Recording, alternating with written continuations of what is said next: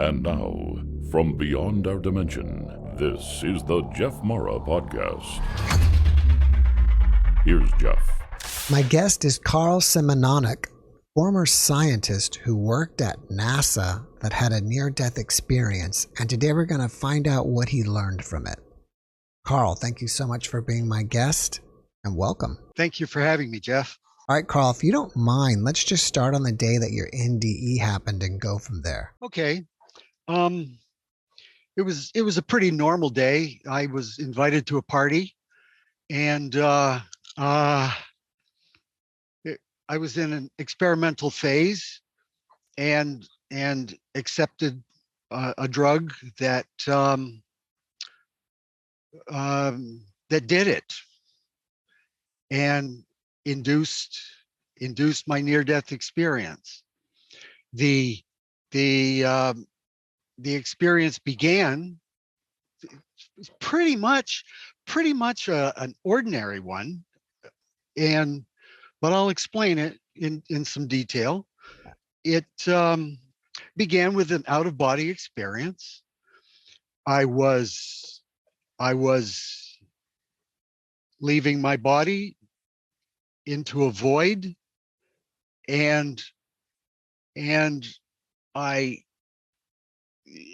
due to the drug effects, I was dissociating myself from my body, and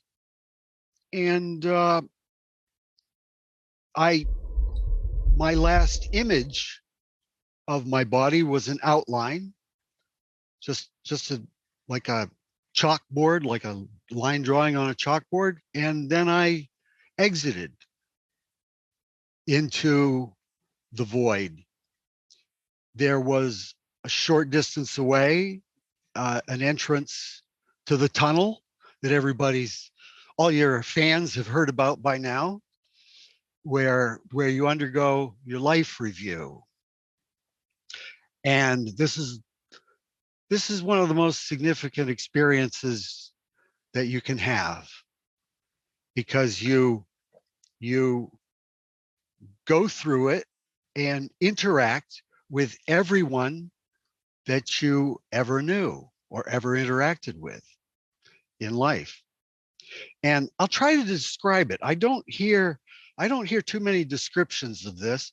I'm going to give you some numbers where the numbers aren't valid themselves, but just to give you an idea of the scale.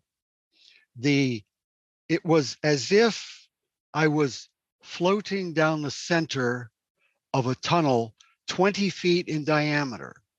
It could have been 200 kilometers in diameter. The distance isn't what's important, but just according to the scale, on that scale, I would have been 10 feet away from the walls, and on the walls were colored lights of different colors.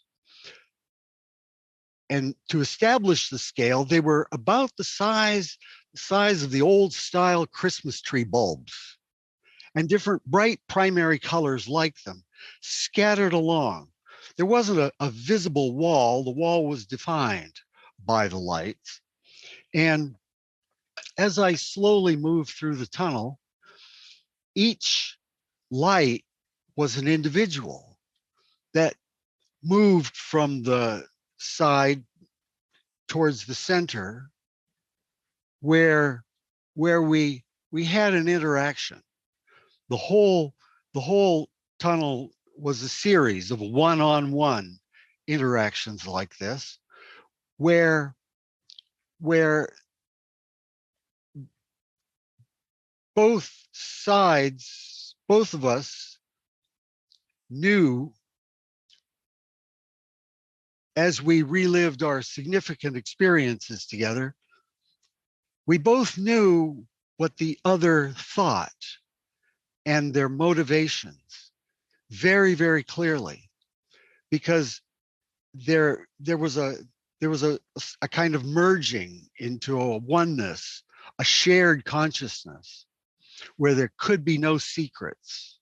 No secrets are possible in that that stage. And so it's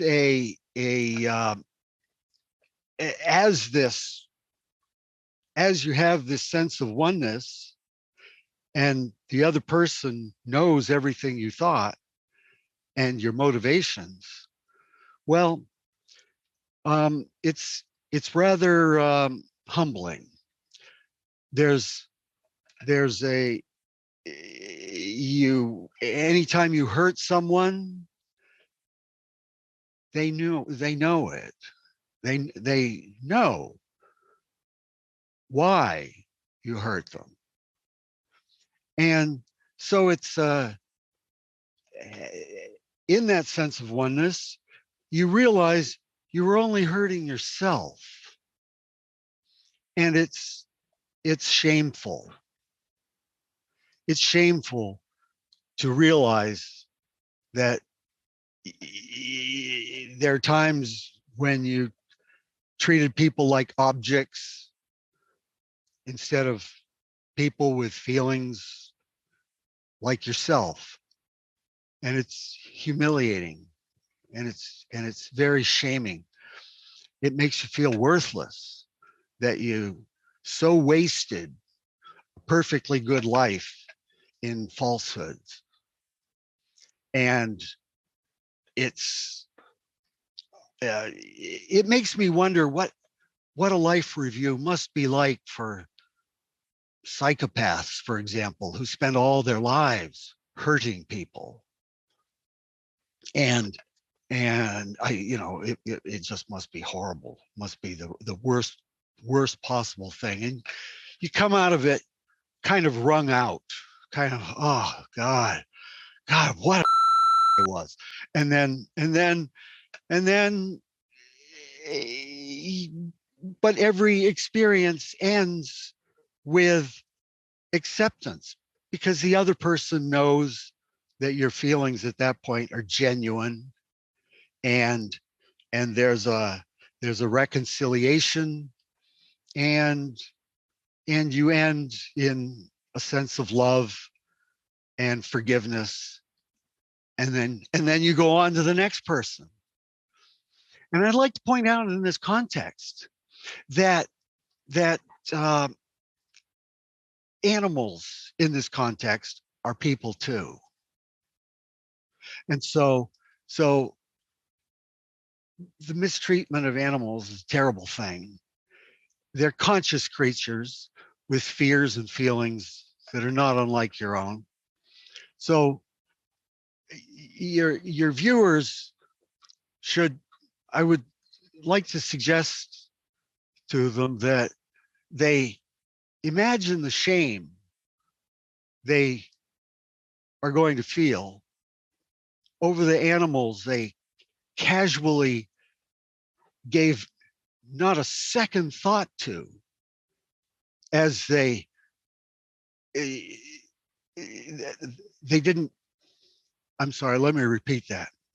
Imagine the suffering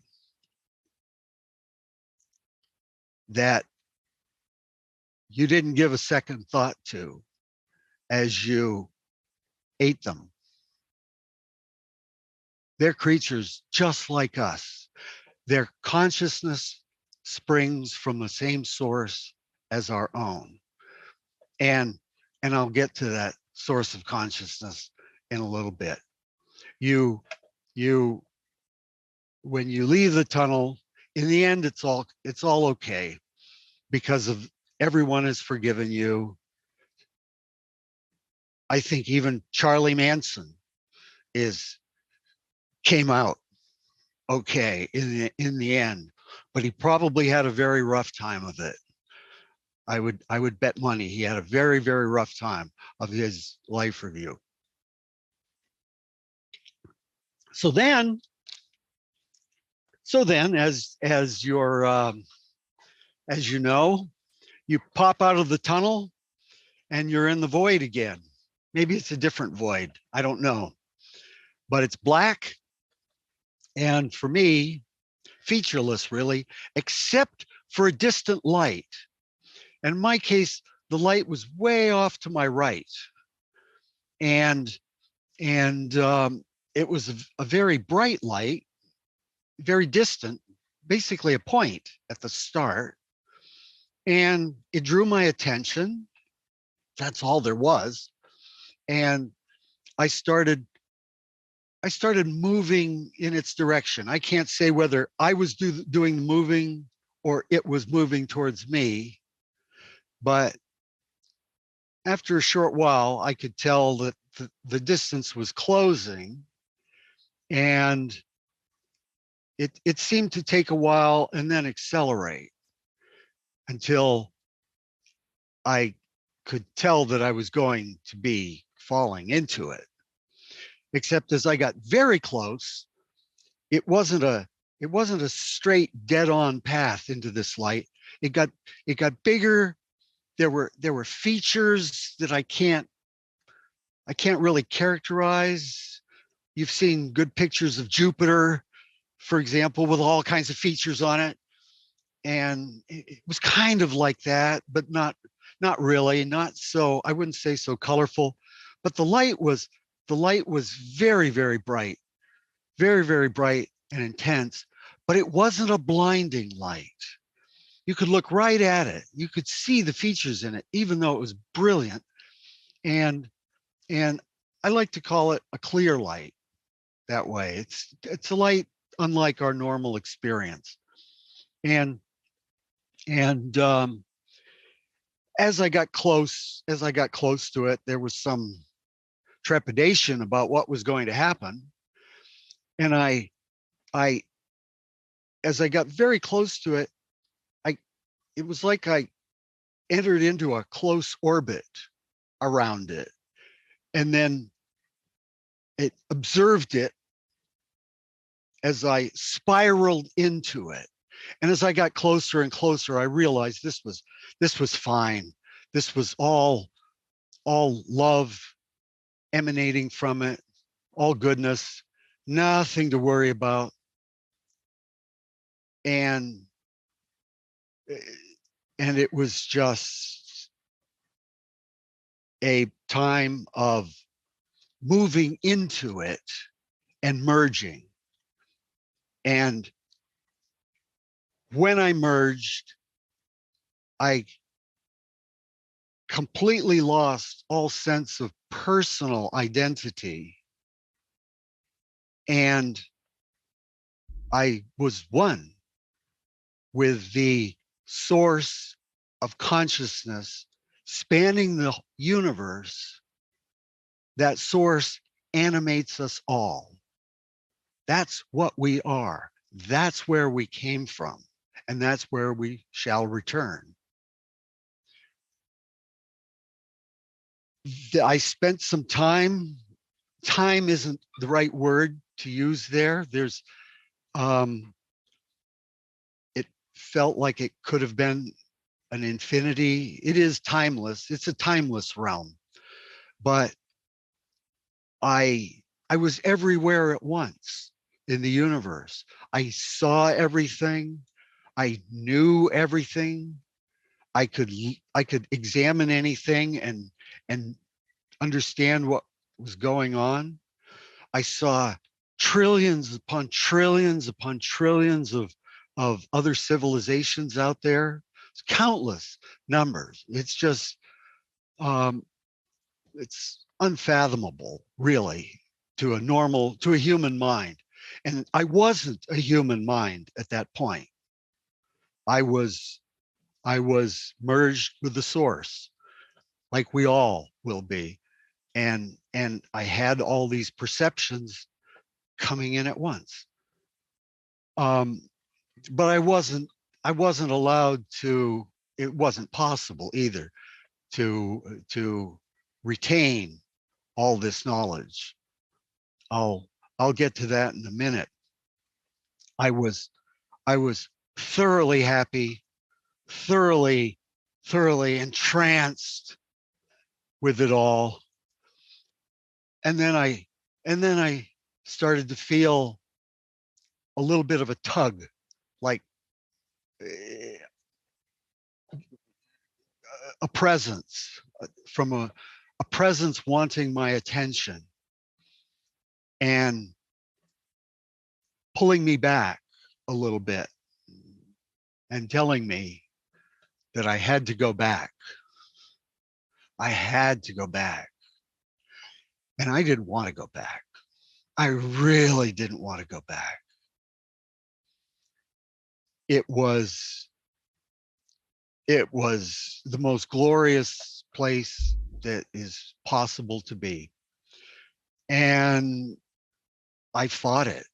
I fought it. Figuratively, kicking and screaming, grabbing at the door jams, but I was slowly pulled away.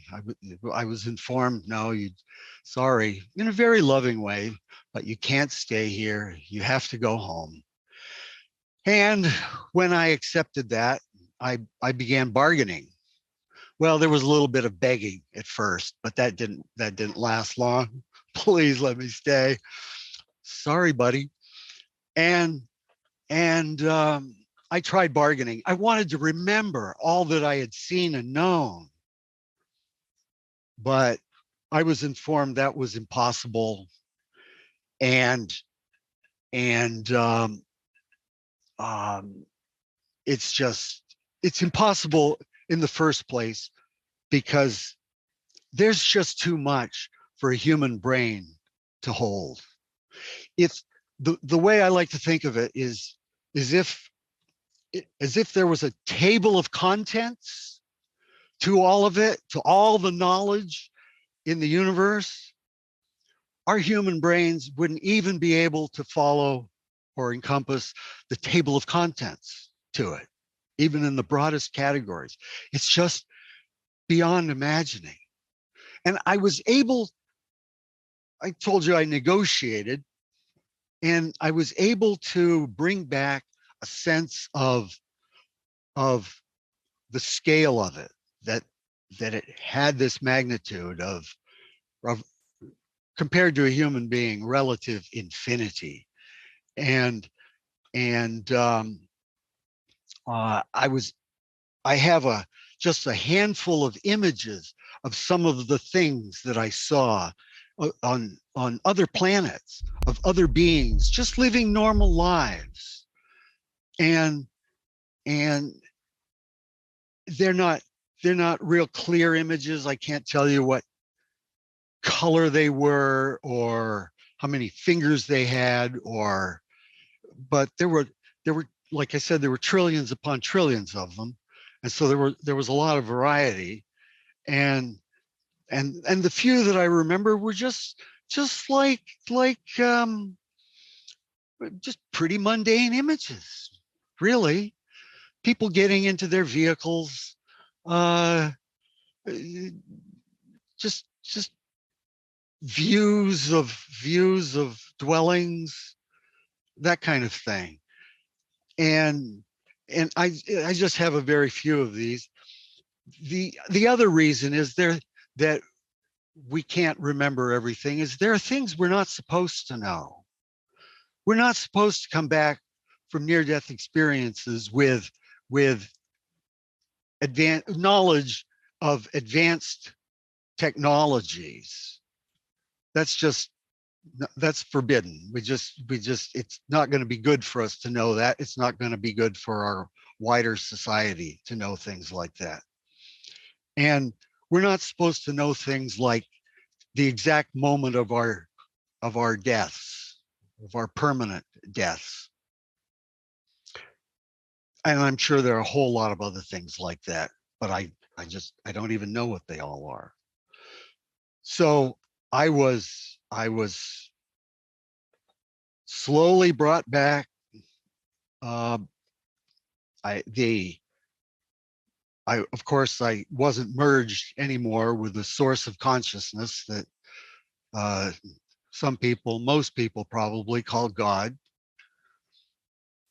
And I was brought back where I just woke up. Hours had passed, and there I was. and I was overwhelmed. I was overwhelmed by it. It was too much in the beginning. And I had a sense of what had happened, but I was, like I said, just overwhelming.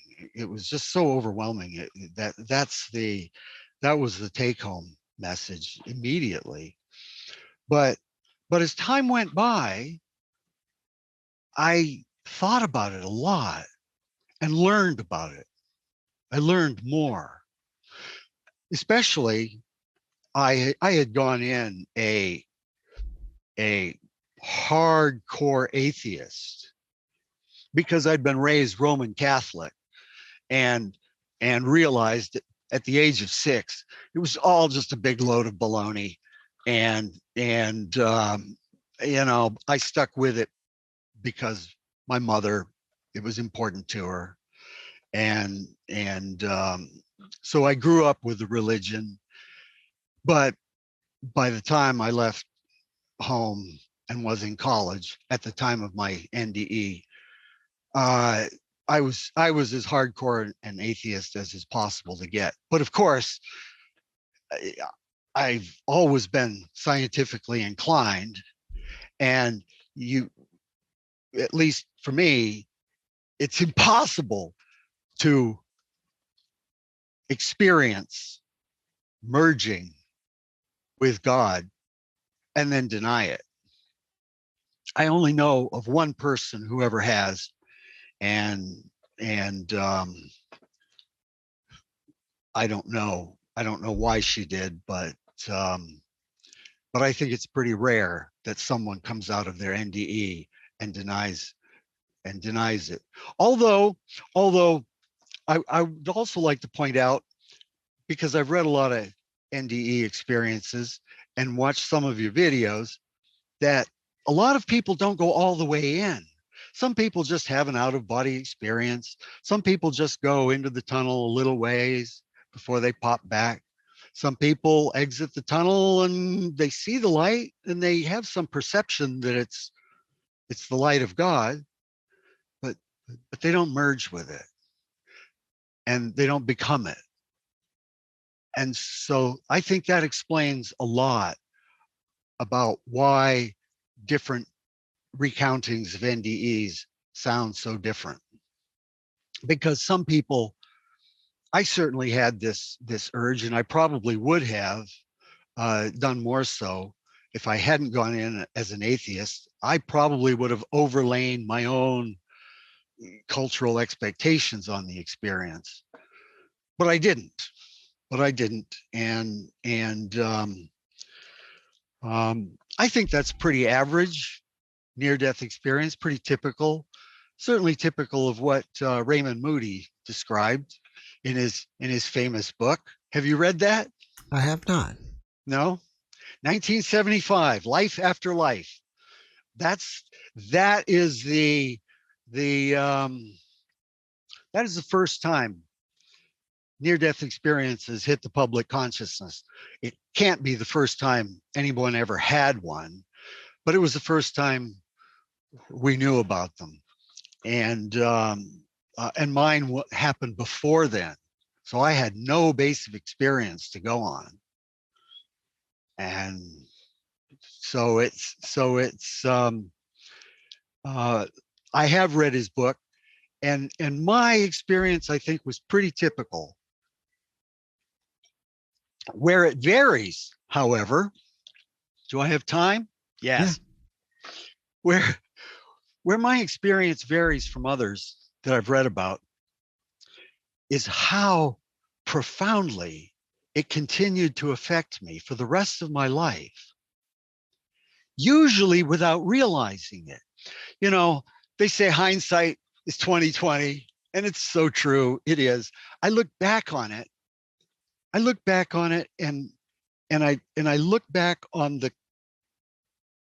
the ways I made decisions about my life path, and I feel so strongly that my near-death experience guided me. Oh, I'm sorry, I left out an important point. Mhm. I wanted to know why I was being returned. Why did I have to go back? And the answer was I had important life purposes to fulfill. Maybe that's not true for everyone, because some people say they were given a choice. I had no choice. I had life purposes that needed fulfilling. And I wasn't told what they were, but I had to come back. There was no question about it. I kind of want to go back to the very beginning, and I have a Okay. feeling that the audience is going to be asking this. Okay. Did you exit your body because the effect of the drug caused you to stop breathing or your heart to stop? I I don't know. That wasn't among my perceptions, but it couldn't have been. I wasn't surrounded by medical personnel. I was at a party, Right. and I just when I realized I was dissociating from my body, I made myself comfortable on a couch and and left it at that. But no, my if I probably my heart didn't stop, and I probably didn't stop breathing because I'm still here today and hours passed. And then one other question, and that is there any possibility that your experience was just a hallucination? You know, that's another popular theory that's put forth about NDEs. And since now I'm a brain scientist, I'd like to comment on that. That's an excellent question. Um, there's what that would require is a mass hallucination programmed into us somehow, because so many NDEs are so similar. There are a few outliers, but we can leave those to, attention seekers and frauds and so forth. That, but most of them are pretty similar, and for that to happen, there would have to be a mechanism in our brains for it to happen. For example, the oxygen deprivation hypothesis. I've been in a NASA altitude chamber at 30,000 feet without a mask, hypoxic, and gone into a state where I wasn't all there. I wasn't all there. There was another person with a mask on that let me go into it as far as I did. And then he put a mask on me. I wouldn't have been able to. But it didn't resemble my NDE at all. It wasn't anything like an out of body experience. It was just la la la la, not really thinking about much, but it wasn't an out of body experience. It wasn't a tunnel. It wasn't a light. It was just a process of losing consciousness. So I think I got a little sidetracked. What was the original question? Well, I was just asking if it was a hallucination, and I kind of feel like you've answered it. Well, let me add a little bit. For it to be a hallucination, there would have to be a mechanism to do so, and there are no other mass hallucinations that are known to afflict everyone, and there's no cultural programming that tells us what to expect. In fact, the cultural programming that does tell us what to expect, religions, are all wrong in their descriptions of the afterlife and what God is like. Some come close. Some of the Sufi and Buddhist traditions come pretty close. That we're all one with God. God is in us. And all religions have three things in common.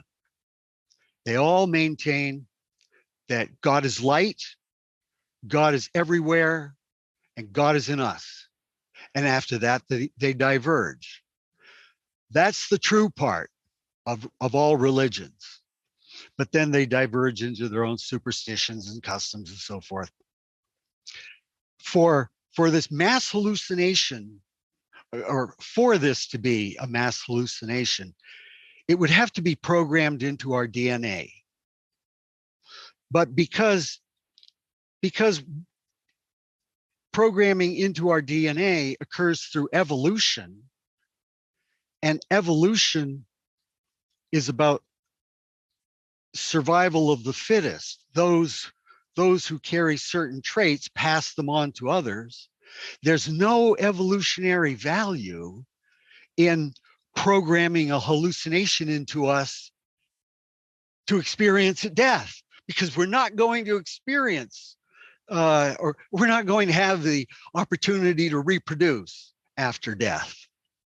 So there's just, to me, hallucinations, the hallucination idea is just absurd, because there's no mechanistic or physiologic basis for it, and there's no evolutionary pressure for it. Sometimes people who have an NDE encounter people on the other side that are still living. I'm curious that those individual lights, which are individual beings that you had life reviews, were those people all on the other side already, or were some of them still living? You know, that's a good question. Unfortunately, that's not something that I retained in memory. What I remember is that I saw and encountered everyone that I had known in life, certainly up to that point, but I can't tell you if all the future ones were there too, but I highly doubt it. And the reason I doubt it is that we have free will. We have the ability to change things. I came out of my life review feeling like such an asshole. I'd been such a jerk to people, and I totally resolved not to be after that. And so I'm sorry I can't answer your question better than that. That's all right. Now, you mentioned your experience with animals.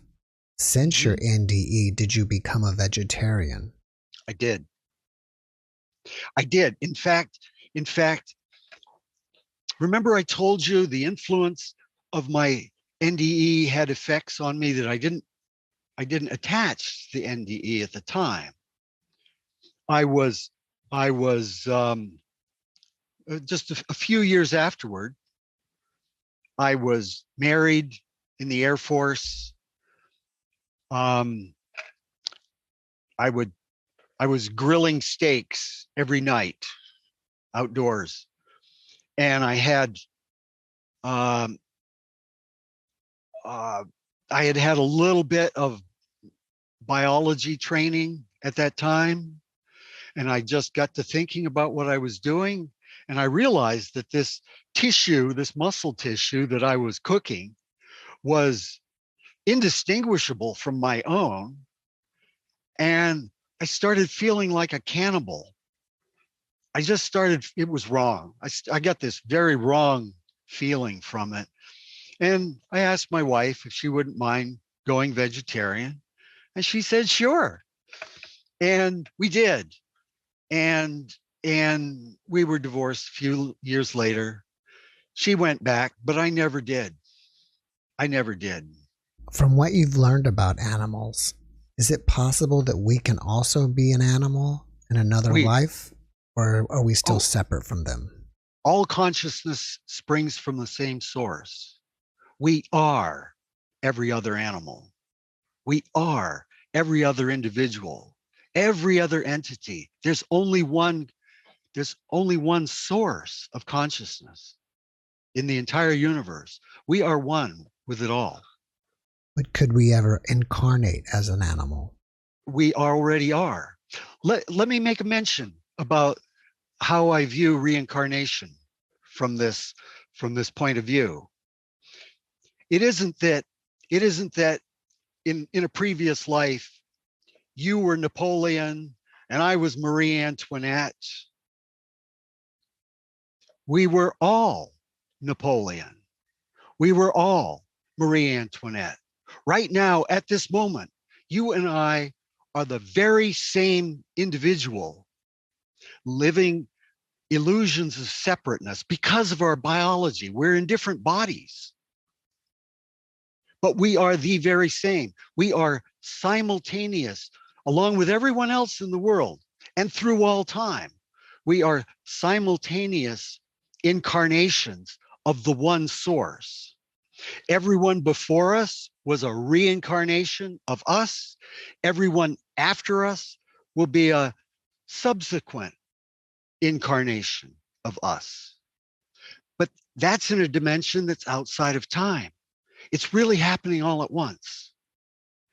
We're all one, living these illusions of separateness. As a scientist, can you explain the void and what that is compared to Newtonian physics? That's a very good question. Tough to describe. It's just void.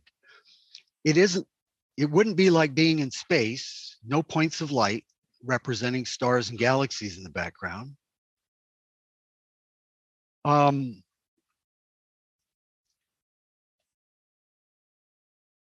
Newtonian physics, no, Newtonian physics can't do it.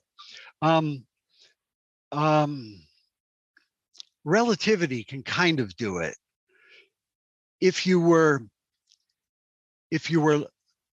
all of us have laid outside at night on the grass, maybe on a blanket on the grass, staring up at the sky and looking at the stars.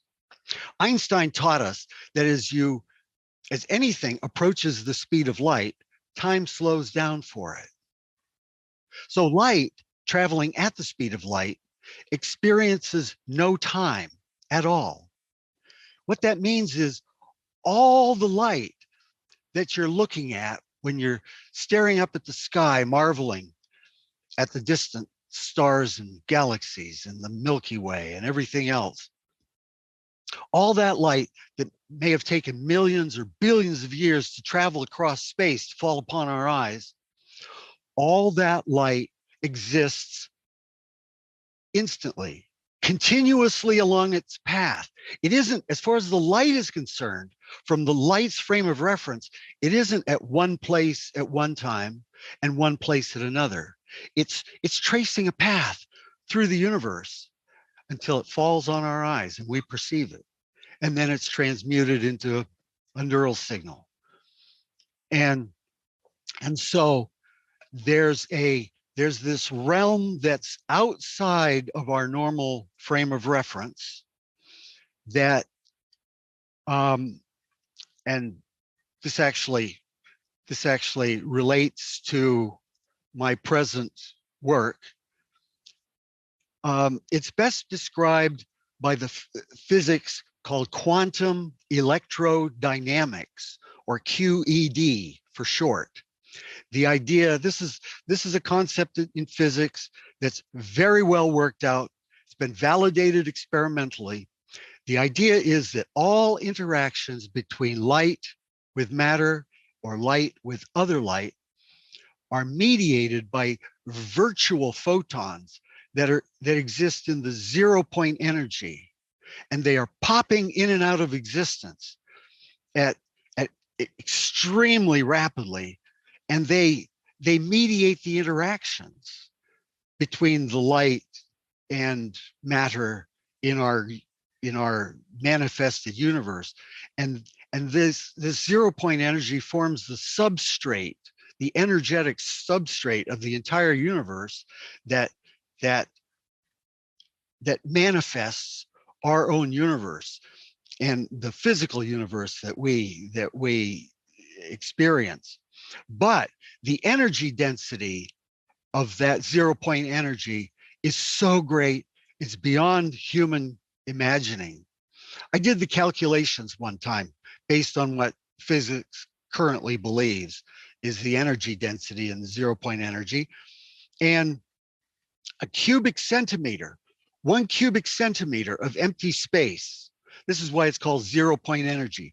If you clear out all matter and shield a cubic centimeter of empty space so that there's nothing there at all, what's left over is the 0 point energy. It goes by other names: vacuum energy, used to be called orgone energy. It's been called the ether.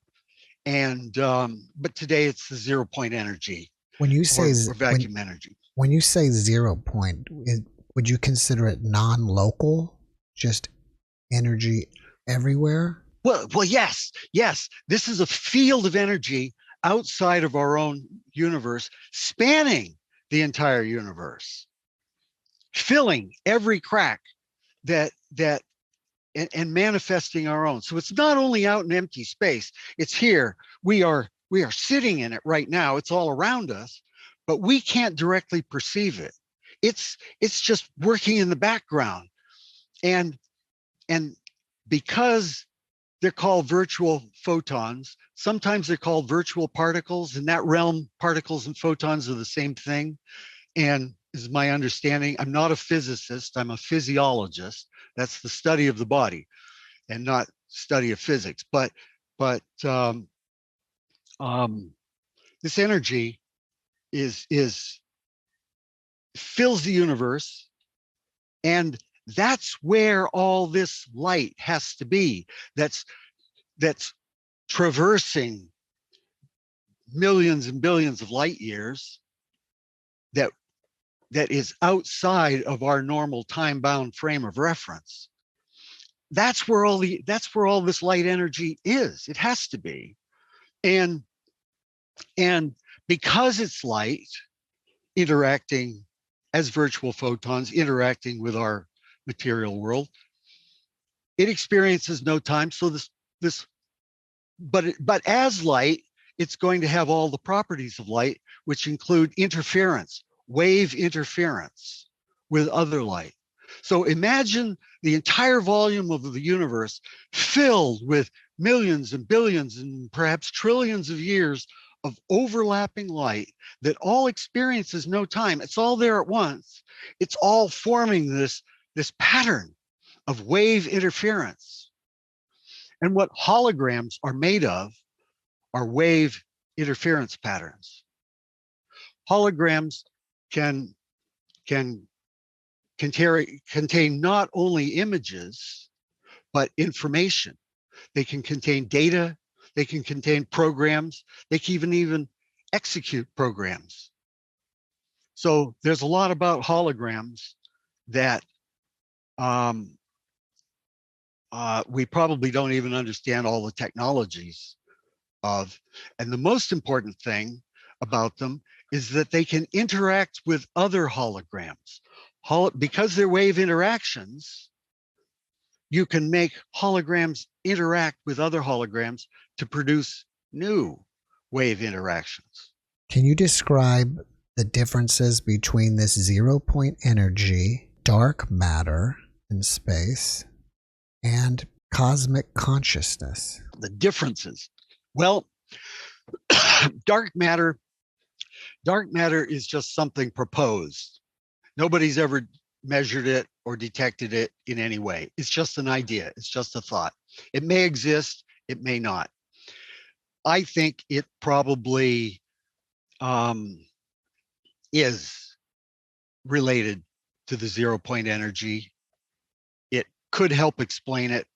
But like I said, I'm not a physicist. So I can't tell you if the energy density of that dark matter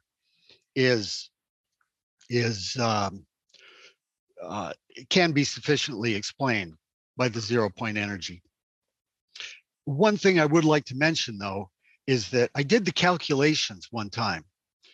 I first compared the energy density of the 0 point energy in 1 cubic centimeter of empty space. I compared it to the output of an atomic bomb. No comparison. Even the biggest, the Tsar Bomba, Russian bomb that got set off, 60 megatons, or 80 or more, maybe. Nobody knows exactly. But not even close to that. The energy density in the 0 point energy is so much more. It's more than the sun puts out every second. It's more than the sun puts out in an hour or a year, or even in its whole lifetime. When I did the calculations, what I got for the amount of energy in 1 cubic centimeter of the 0 point energy was all the energy of all the stars in the entire universe, in all the galaxies of the whole universe, for a period of 15 trillion years. That's not an imaginable number. That's not a number that a human brain can wrap their brains around. They just can't. It's just too much. And so that's why people like to think in spiritual terms of the afterlife being something ethereal and ghost-like. It's the reverse. Our Earth, our physical universe is the thinnest of vapors, the wispiest of mist compared to the energy density in the 0 point energy. And what was the other thing? I kind of use the word cosmic consciousness. Is this energy conscious? Yes. Everything is conscious in this universe. So the scientific hypothesis that I've come to and formalized in a theory is that we are individual manifestations of the source of consciousness that is made of light, as all the religions say, and inhabits the entire universe in holographic form in the 0 point energy. It's all alive. It's all consciousness. And consciousness is like any other physical field, like magnetism or charge. Consciousness will arise wherever circumstances are such to permit it. We can generate magnetism in a number of different ways, for example. And we inhabit bodies that are capable of supporting consciousness in us. Would you like me to tell you how? Sure. Okay. This is called the nexus theory of consciousness. A nexus is a connection point. And I'm going to tell you something that probably, I'd like you to tell me if you've ever heard of biophotons. I haven't. You haven't. Most people haven't. They're almost unknown, even though they're in the scientific literature dating back to at least the 50s. There's a lot of old German and Russian work on them. And I was uncertain. I discovered them accidentally by browsing the library stacks in the science library at the University of California, where I got my Ph.D. I just discovered biophotons in the scientific literature. They're real.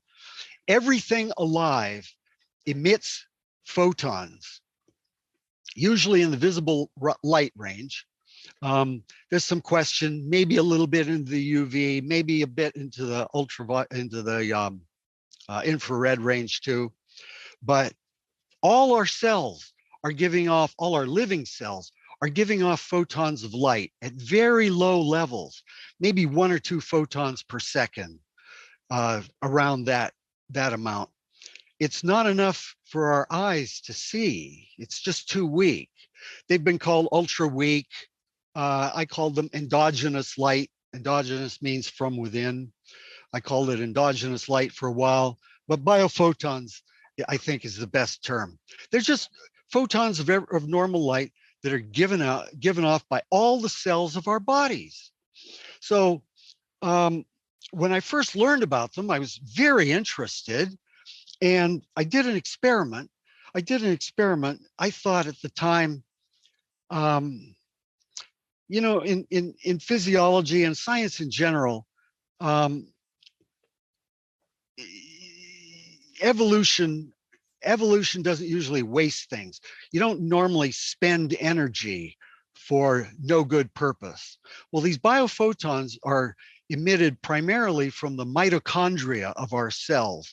Mitochondria are the tiny little powerhouses of our cells where we make a molecule called ATP that is used to power all our metabolic processes, and in a process called electron transport. And so high energy chemical reactions are going on in these mitochondria, and they're very tiny. A cell can have 1,000 of them or more. And it's interesting to see electron micrographs of them, how they're sometimes associated with other parts, but we can get into that another time.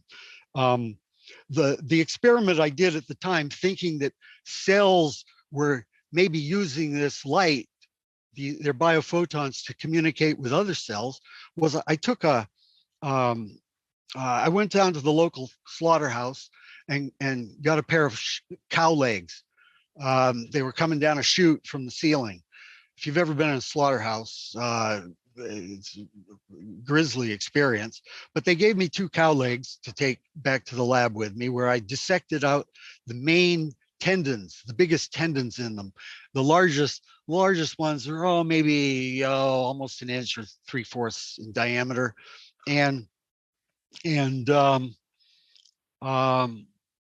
what they're composed of is pretty much long parallel fibers of collagen. Collagen is the major protein of our bodies. It makes up just about half of all the protein in our bodies, and it forms the structural framework for almost everything: our skin, our bones, all our organs and tissues. There are only a few exceptions. Our hair is made of keratin instead of collagen. Our fingernails are made of keratin. There's some parts of our teeth that are layers that are, I don't believe they're collagenized. They may be. But we know collagen in our normal lives by when we eat Jello or gelatin. In a slaughterhouse, after they've turned everything, they've cut an animal all up into parts for various purposes. There's stuff that they can't use for anything else. So the bones, the snouts, tails and stuff. I guess some of that does get used for other things, but there's a lot of waste left over. They boil it all down. And the protein denatures. That means it comes apart. The collagen molecules all come apart, and their individual pieces are what we call gelatin. Gelatin is just denatured collagen. Well, it's all lined up in fibers. So I thought if these biophotons in us were acting as they might be acting like fiber optics. So I did some experiments, and the first one I did was I borrowed a laser from mechanical engineering, and it was just a pilot experiment. I had one of these dissected tendons, and I shined the light in one end and just put a little force on it, just pulled it a little bit, put a little force on it, and boom, the light shot out. Maybe it penetrated 7 centimeters at first, and then with just the slightest bit of force, it would zoom out to 10 meters, 10 centimeters. I'm sorry. The light would zoom out to 10 centimeters. So then I did the proper experiment, mounted the tendons on an optical bench, shined the light through, put a force transducer on one end so I could measure how much force, and sure enough, there follows a relationship where the more force you put on a tendon, the more light penetrates through it. And then I did a second experiment, putting them into a device called a spectrophotometer, which measures how much light can pass through. I made sections 1 centimeter by 1 centimeter sections, and compared the amount of light that could be transmitted parallel to the fibers compared to crossways to the fibers, perpendicular to the fibers. And and huge difference. So uh, light transmits much more parallel to the fibers. So light exhibits some fiber optic properties. This was another thing that gets back to how I feel I was guided by my NDE. I was entranced by these biophotons. I wanted to know about them. So I did an experiment based on the idea that they might be used in cells. But I wasn't thinking about my NDE at all at that time. I was just drawn. I was just drawn to this. And then a few years passed. I was thinking at the terms I needed. Everybody who's pursuing a PhD needs to do some kind of, in science, needs to do some sort of research project. And so I thought about pursuing this as a research project, but I didn't know where else to take it. A couple of years later, I guess I had already started my research that was space related, space flight research that I later went on to pursue more in at the NASA Johnson Space Center, which was about developing countermeasures to the fluid shifts that astronauts experience in weightlessness. But that's another story. In that interim, I had this other serendipitous experience where a faculty mentor, a fellow named Ray Berger, that I was TAing for, he teaching assistant.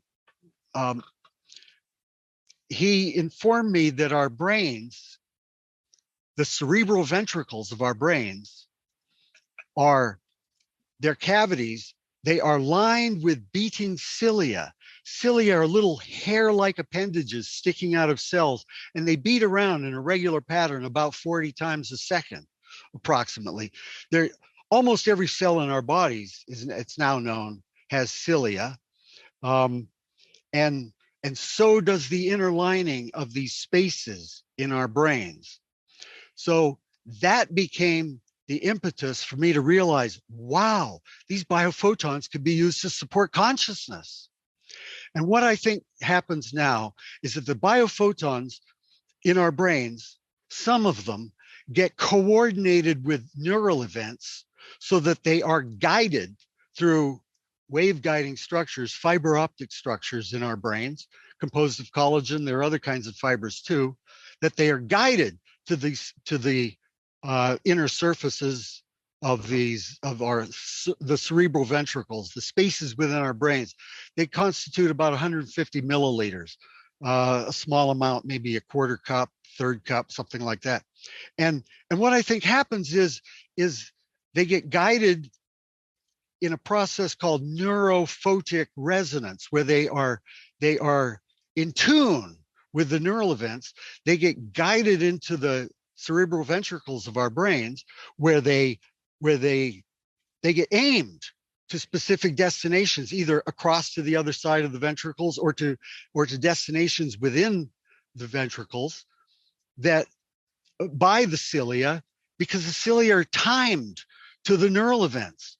And so this is a mechanism, a kind of scanning mechanism that can allow for interference, wave interference patterns to occur in our cerebral ventricles and build up holograms and make dynamic holograms within the spaces of our brains. And those dynamic holograms have the ability to tune in to the source of consciousness that is resonating throughout the entire universe in the 0 point energy, which we are immersed in. So do you believe that our consciousness is part of the 0 point energy, separate from the body, and then it is able to use the body and inhabit the body through these biophotons within the ventricles of the brain? Yes, very good. Very good. Not everybody gets it as quickly as you do. Yes, the nexus is the sum total of all the dynamic holograms going on in the ventricles. Very small space. I go like this, but it's a small amount. Maybe that's not the right size. Here's a container, maybe this much in this container. But that's still lots of space, lots of volume for light to interact in and for these dynamic holograms to be formed. All right. So yes, exactly. All right, let me add to that now. Go ahead.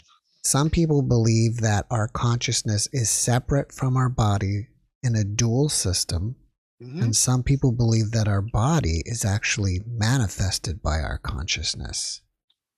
Where are you on that? Okay.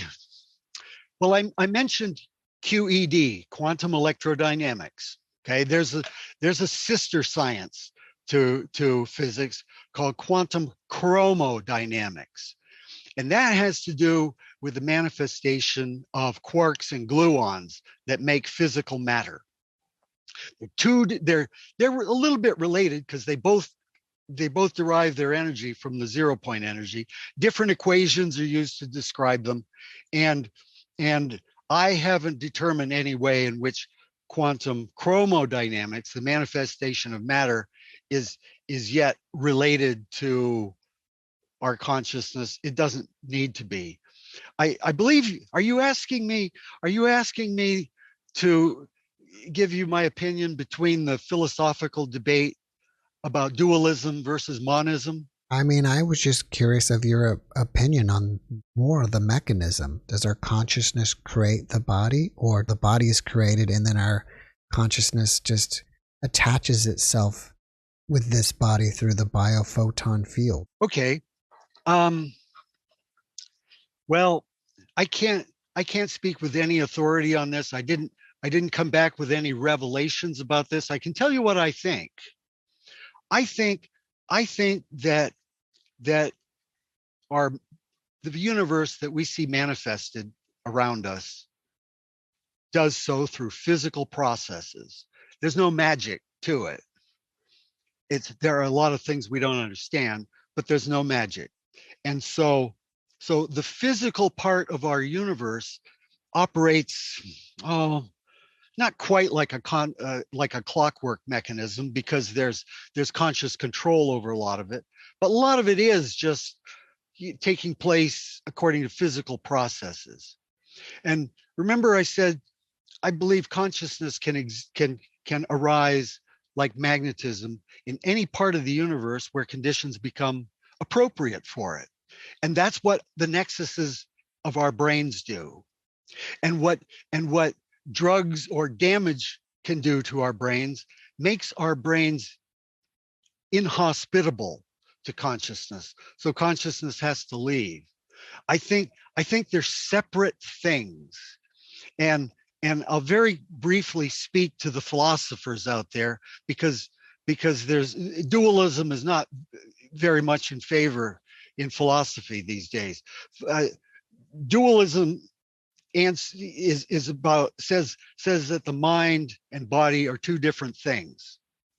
Monism says that the mind and body, or the mind and brain, are the same thing.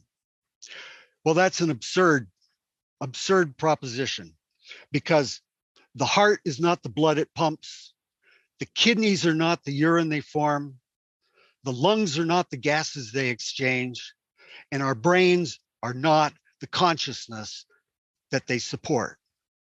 And sometimes our brains don't support consciousness, as in NDEs. So it goes somewhere else. How is God consciousness your consciousness? That's a good question. That's a very insightful question. A major feature about holograms is that, say we're talking about a conventional hologram that's recorded on film. The way it works is you take a laser beam and you split it into two with a beam splitter, and you use one half the beam to illuminate an object, and the light bounces onto film, and then the rest of the beam is called a reference beam. It doesn't bounce off anything except a couple of mirrors, and then it also illuminates the film in such a way that it interacts with the light that is bouncing off the object, and it forms an interference pattern on the film. Just looking at the film after it's developed, you see spots and wavy things and whirls and stuff, but and then you can reconstitute a 3D image by shining a laser light of the original wavelength through the film or bounce it off, and the wave interference patterns will reconstitute a 3D image. But if you just take the film with a single holographic image on it and you cut that film in half, you find that the image is preserved on both halves. The entire image is on both halves, unlike a regular photograph. And so you can cut it again and you get images on all the pieces. Now there comes a point where you make it real small, where you start to, the pieces real small, we start to see you lose information, you lose resolution. So to answer your question, what we are physical entities with these holographic patterns in our brains that are able to tune into the holographic patterns that support consciousness, the source of consciousness in the 0 point energy.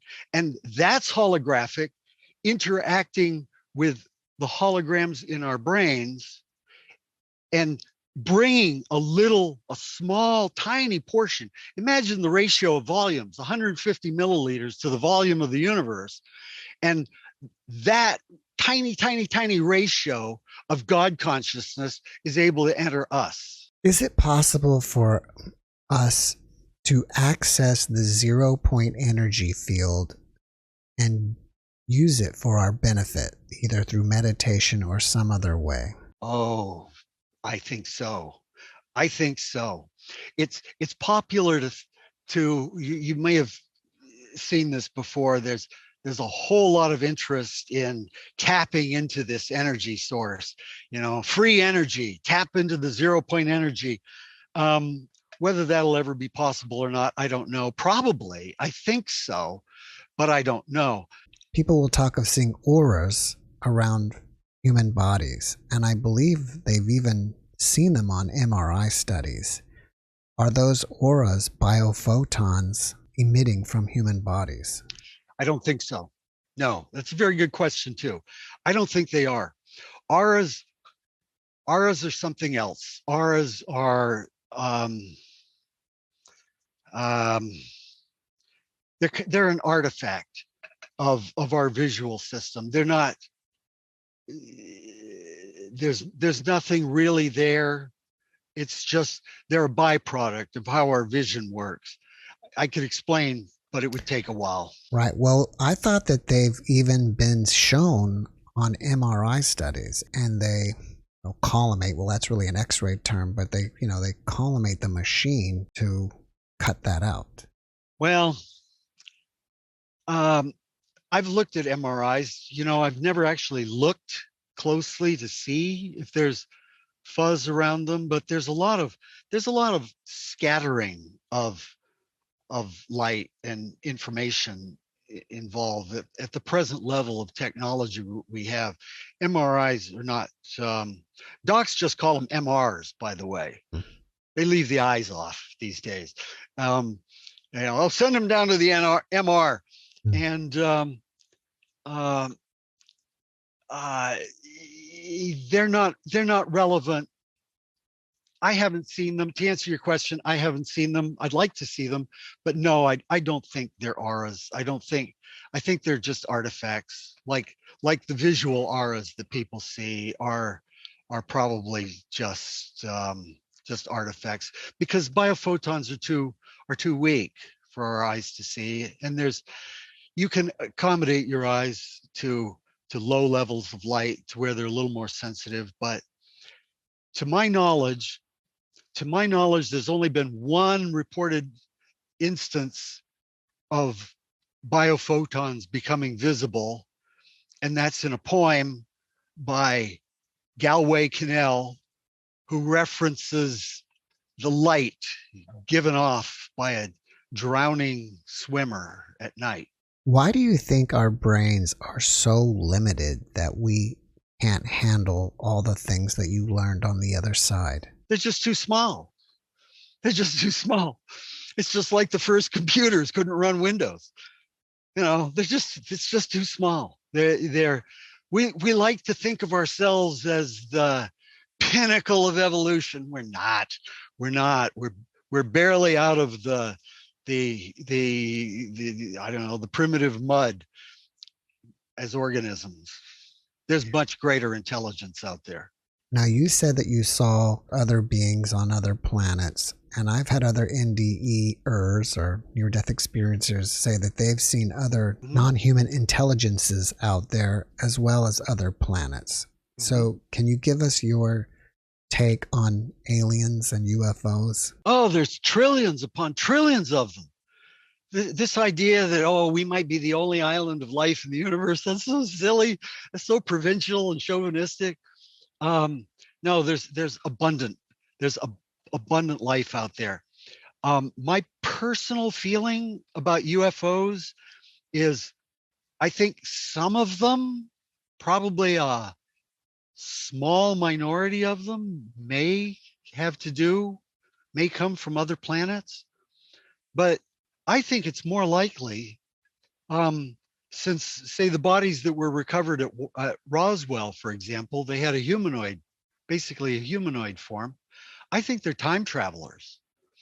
I'm pretty sure. I would bet my money that they are time travelers instead, coming from the distant future, maybe the distant past, but also other universes, alternate universes, multiverses. We live in a multiverse. It's pretty clear. At least it's pretty clear to some people. There's still a lot of debate in the physics community as to whether we live in a single physical deterministic universe, or do we have multiverses? But that's a whole different question. Well, when you left your body and went to the other side, is that going to a parallel universe or another dimension, or how would you describe that? You know, that's a good question. I don't know. My guess would be that's a realm where all universes within the multiverse are accessible. There's an idea that since multiverses are split off with every choice that we make, there's an idea that somehow we remain tied together throughout all the different multiverses. Like the same you in one multiverse is also in some ways in communication with the you in another universe among the multiverses, put it that way. And we sometimes have we get slim indications of that in terms of premonitions and just feelings about things. You know, that doesn't seem like a good idea, and that's how we form our judgments. And so I think that maybe multiverses are, we exist in them in such a way that we are influencing ourselves without the actual transmission of information that we can use in any other way, but on a very deep level that just gives us these slight feelings that we have and that we often use to make our decisions on. All right, Carl, I've got to switch gears with you here. Okay. After watching this podcast, people may want to reach out to you and ask you questions or chit chat with you. Are you open to that? Absolutely. How should they find you then? Well, I'll tell you, the best place to start is to review nexus theory at brainandconsciousness.com. All one word. No, of course, no spaces or hyphens or anything or underscores. brainandconsciousness.com. And there exists the first 10 episodes of a podcast I began last year called Adventures in Consciousness. Those first 10 podcasts describe nexus theory in the form of Nexus Theory 101. And they're short. All 10 are just 90 minutes long.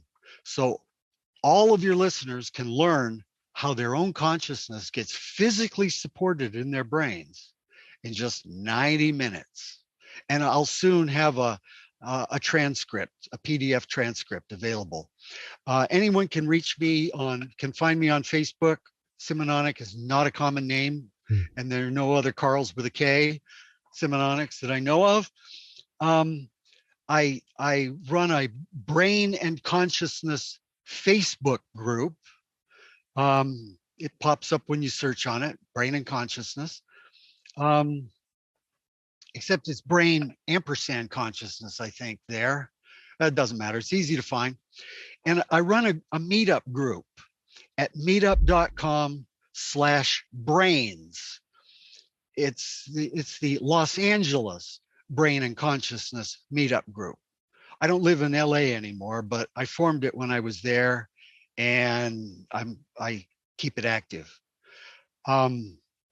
Otherwise, anyone who wants to learn more about me can click. I think I have a link on brainandconsciousness.com to my science CV, which is just cv.simanonok.com, but nobody can ever spell Simanonok. Mm-hmm. So you're gonna have to find it. I'll give you some links. Sure. I'll put the links in the description.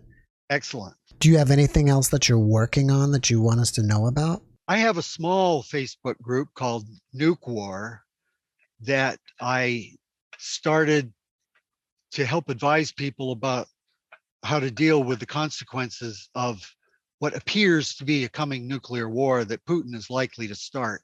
He's not going to give up in Ukraine. The word is, it's strongly believed he has cancer. He has nothing to lose. And he wants to go down in history as a glorious Russian conqueror. And so he's pretty likely to start nuclear war. So I have a Nuke War, NUKEWAR group on Facebook we mostly go into politics now. It's kind of fallen by the wayside, you know. The war in Ukraine occupied everybody's minds for weeks, and now it's kind of like ho-hum. Yeah, Ukraine's still going, but nobody's building bomb shelters that I know of. So there's that. All right, Karl, well, before we finish up, can you leave us with one last positive message? Yes. Nobody needs to fear death. Nobody needs to fear death. It's something to embrace, enjoy.